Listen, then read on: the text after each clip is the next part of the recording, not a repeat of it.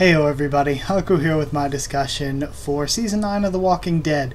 So I've been saying that I would do this for a while, but I haven't really got the time to until now.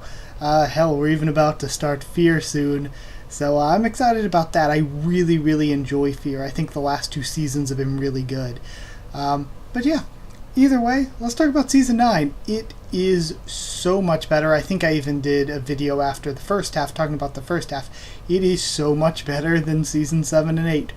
Now, gonna preface this discussion, I almost wanted to call it a review, but it's just gonna be me more talking about my thoughts on everything to all of you. Gonna preface this, don't want to complain about past seasons too much, because I've always really loved the show. I thought Season 1 and 2 were good. 3, kind of a mess, like looking at the writing, the conventions of writing, but it was still super entertaining to watch. Season 4 is one of my absolute favorites, and I loved Season 5 and 6, up until the cliffhanger finale of 6. If it hadn't ended on a cliffhanger, 6 might be my favorite season. But then 7 and 8, 7 started out with this incredibly made first episode, and then after that, it kind of got really boring. And then when Season 8 happened, there were a lot of moments, and I'm only saying this to show how great I think Season 9 is, there were a lot of moments where characters would do things, and I'm like, wait, why would Rick make that decision? Why would he react to this situation in this way? Why would Morgan do this? Like, there were so many times where characters would do things where it felt like, well, there's plot convenience there, but why are they making these decisions to begin with? But Season 9 did such a great job at all of the characters having a really good logical progression, where every time they did something or reacted to something, it felt like a logical, proper decision or reaction for their character. Like, they all had growth in a certain way that made sense, and there was never any moment of like, well, why is this character going back and forth? What are they doing? So that was done so much better. I want to say Angela Kang saved The Walking Dead, but you can't put all the success or failure onto a single person, but it definitely felt like there was a huge change just from the very beginning. Because on Sundays I watch The Walking Dead with my family. I always go and do that. But all of us could notice, like, it was just so much more fun and easy to watch compared to like Season 7. Some of the episodes were kind of a slog to get through.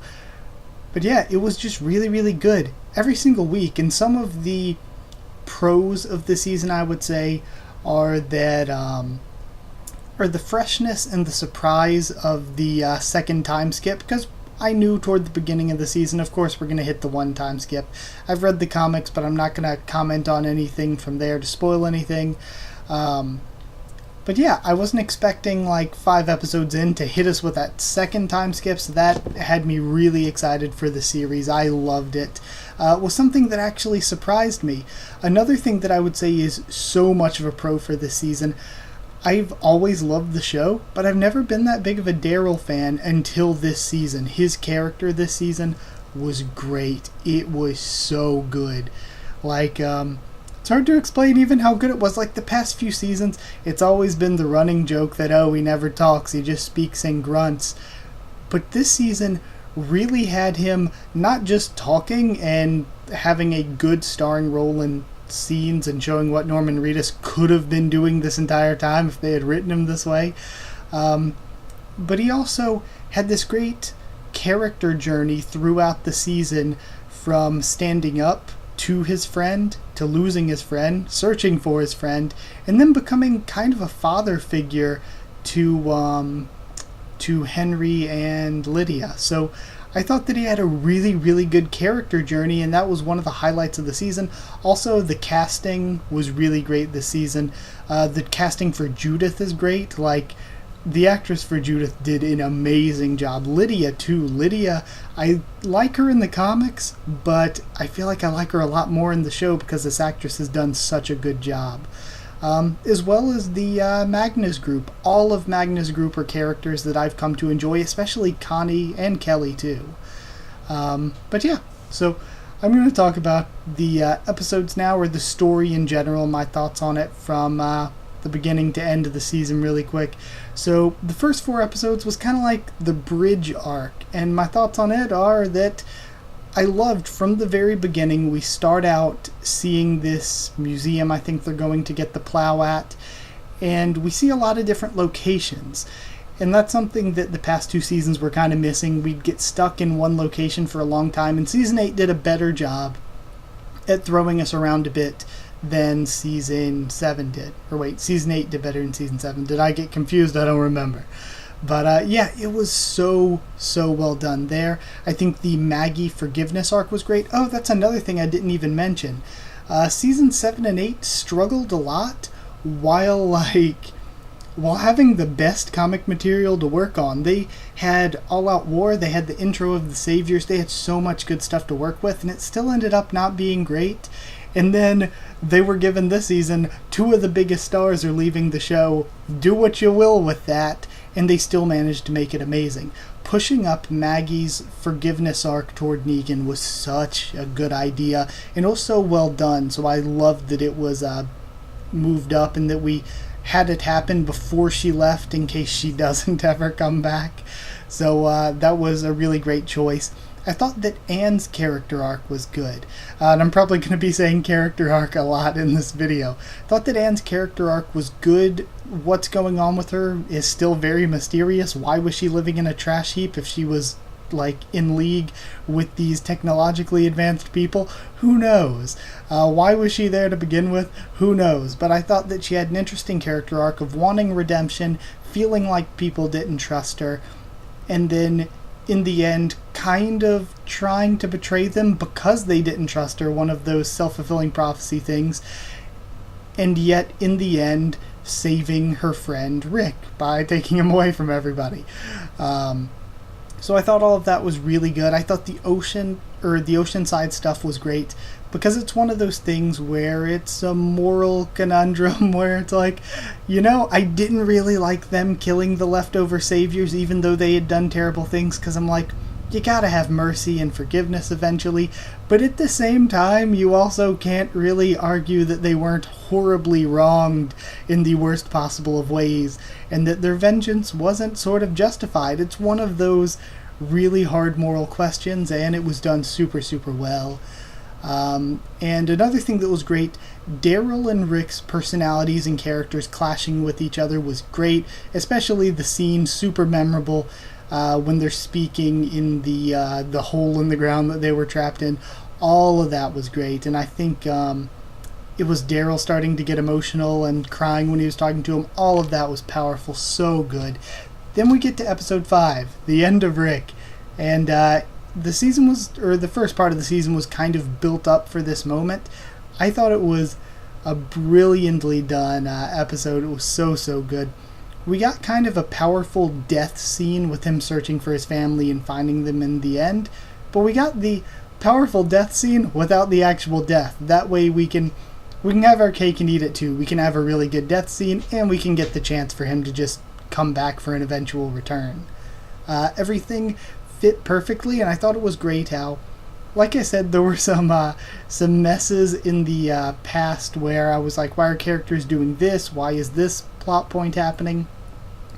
But this first section of the season really managed to tell a story that brought everything together and made everything make sense. Even when things didn't make sense before, they were like, okay, we can fix this. We can bring it all together. So all of that I thought was really great. And then the second time skip happened at the end of that episode, and it had me shook. I was completely blown away. I wasn't expecting it to be done in that way at all. So then, finishing off the first half of the season, we had episodes 6 through 8. Magna's group was great during all that. I loved their introduction. All the characters were handled well, I thought. Especially, like I said, I love Connie and Kelly. They've kind of moved Yumiko up and kind of made her leader of the group, but I'm cool with that. Her character was done really well there too. They made me care about them a lot, and I didn't even, I was like, they're all new characters, but they quickly had me on their side, especially Connie, whenever she was in trouble, really had me rooting for them, wanting them to survive. And then another thing that was done really well at the end of that first half there was the mystery of why Michonne was being such an asshole, it was done super well, where it's like, yeah, I really disagree with her, but I still kind of trust her, and I don't know why she's doing this, so I want to find out why she's doing it. It was all done super well, and the payoff when it did finally come was handled incredibly well. I really liked in this section of the story Gabriel and Aaron, both of their character arcs. I thought that Eugene was a bit creepy, but I didn't think it was too bad. I don't mind it. Henry's character arc, a lot of people hated Henry, but I actually liked it. Having this useless teenager trying to figure out what to do with his life, I thought was done well. I mean, it was a little bit cliche in some aspects, but I liked it personally. The intro to the Whispers was done really great, like in episode 10, or no, episode 8. Episode 8, it was really, really scary and mysterious, and I really liked it. The cliffhanger we got was good with Jesus' death, and everybody's trapped in that graveyard. Negan has escaped. So all that was super, super good. We were left there, and then picking up at the second half of the season with episodes 9 and 10, we get our introduction to Lydia, and we get to see her past, doing those flashbacks while she's trapped in the cells. Lydia's past was done so, so well. It had me questioning, like, can I trust her? Are her flashbacks right? Are they wrong? And just having it so that the character was wrong, so we were being fed false information, and then it got cleared up so we knew what really happened, was a really cool way to do it. It didn't just spoon feed the information to us. And it had me guessing at where they were going to go with things. Another thing that these two episodes did while they were doing that was develop Henry and Daryl's characters a lot, and again, Henry and Daryl's story kind of dominates the larger portion of this season, so it was done really, really great. Next up, talking about what happened in episodes 11 through 13, I thought that there were a lot of good stories told and a lot of good action with the Whispers at the gates and then them going to the Whisperer camp. It was a very sort of action-y portion of the story. I love Beta. Beta was done super well. I love him in the comics, so it was really good to see him get a little bit of attention, but I feel like he's going to get a lot more as the story goes on, depending on how much they change things. Also, I feel like, again, not spoiling anything, but Alpha in the comics, I feel like she really didn't do all that much on panel. Like, she did the things that she did in the show, which just, a lot of it was off panel, but I don't know if it's the actress's portrayal. Samantha Morton did a really, really, really good job, or I don't know if it's, I think it's the writing is the biggest part of it as well, and actually getting to see her infiltrate the fair was so creepy. Everything with Alpha was done so well, and I feel like it was so much better than how the comics did things even. So yeah, I also loved having so many characters developed and jumping around between all of them, all the new characters we've already had, and seeing so many different places. Again, the Whisperer Camp, Hilltop, Kingdom, and their trip to the movie theater. Just seeing all these different places makes the series feel a lot more real, because you're not always just in the same place in general. But Jerry, Carol, and Ezekiel had some good moments in development. It had me really worried. Jerry was getting so much time. I was like, they're totally killing him, but I'm so glad that they didn't. Connie's inclusion and her development in the story with Henry and Lydia and Daryl was so good. I would give that 10 out of 10. That was amazing. And then we get into episode 14, where we get our flashback to bring us Michonne's redemption arc, and it was amazing. Her redemption, just, we had previously in the series all of this questioning of why is Michonne acting like this, why is she being such a jerk, and it had such great payoff in this episode that made you feel like both, okay, that's why she's acting like that, totally justified, in a really amazing way, but then also bringing her back around to the side of good, really, through Judith. And again, Judith's actress and everything she did was amazing too. All of that was great. Daryl, again, in the role he played in all that storyline was really good too. So again, they just had a way of developing a whole huge cast of characters, but at the same time focusing in on characters and doing a great job with them. It didn't feel as disjointed or slow with Season 7, and it didn't feel as confusing and a mess as Season 8. So it was done just super, super well. Episode 15 was amazing. It was creepy. It was tense. We had a bunch of misleading stuff, so you never knew who was in trouble or how things were going to go. I think they did it all perfectly.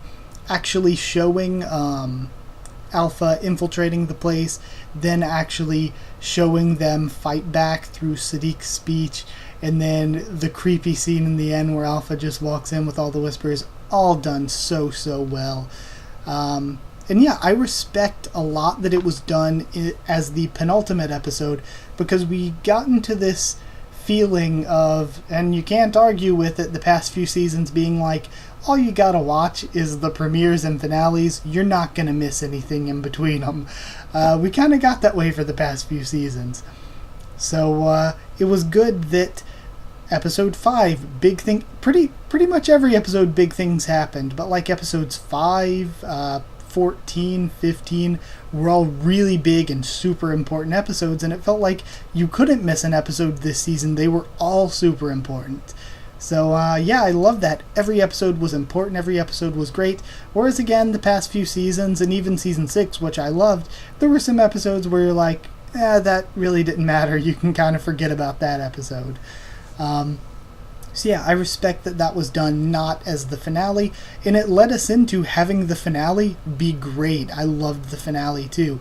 So episode 16, the season finale, we had a lot of happiness in this episode, tinged with sadness. For every success they had and bit of closure they got to, there was still just things that you don't want to see, like Carol and Ezekiel breaking up, or having them deal with the ones they lost. There was sadness there, but overall having everybody come together in the end was great. So yeah, I loved everything about the finale, and I think in general an epilogue finale is my favorite kind. An epilogue finale beats a cliffhanger finale any day. Yeah, cliffhanger finale, the worst kind. It's just sort of an action-y finale, kind of like the finale that we got last season. Good. It can be done good, it can be done bad, but it doesn't have anything just directly against it like ending something completely on a cliffhanger does. But having an epilogue there is the best way to handle it, I think. Have all this big, cool action in 15 and then have the epilogue kind of episode in 16. Great. One thing, though, that was weird, right at the end, this isn't me talking about the quality of the show or anything, but when Alpha was getting, like, whipped with that tree branch or whatever, I was like, why is she doing this? What is going on? I don't even get the point. Maybe it's to make her just seem stronger, to harden herself. But, yeah, that was weird. That was strange. But yeah, either way, those are my thoughts on Season 9. Kinda abridged and truncated. I kinda kept this really short. But I hope it's still cool with all you. If you want to talk about it more or want me to make more videos on it, just tell me subjects you'd like me to talk about, or just throw something down in the comments and we can talk about it there. Either way. But yeah, like if you did like the video, comment down there too. Tell me what you thought of the season, what you thought of my thoughts on it and all that. Subscribe for more. The Walking Dead, much more on the channel. I do live reactions and reviews for the comics every month. And I will be doing videos like this every once in a while when I feel like talking about a subject to talk about the TV show. So yeah, not sure how I'm going to cover the TV show in the future. But follow on Twitter if you want as well, and I can try to keep you updated there and stuff for the channels or stuff for the channel or talk to you there. And if you want a link to our Discord server to talk to me or more of us there, just ask and I can give you a link. That's it. Thank you once again for watching, and I'll see you all next time.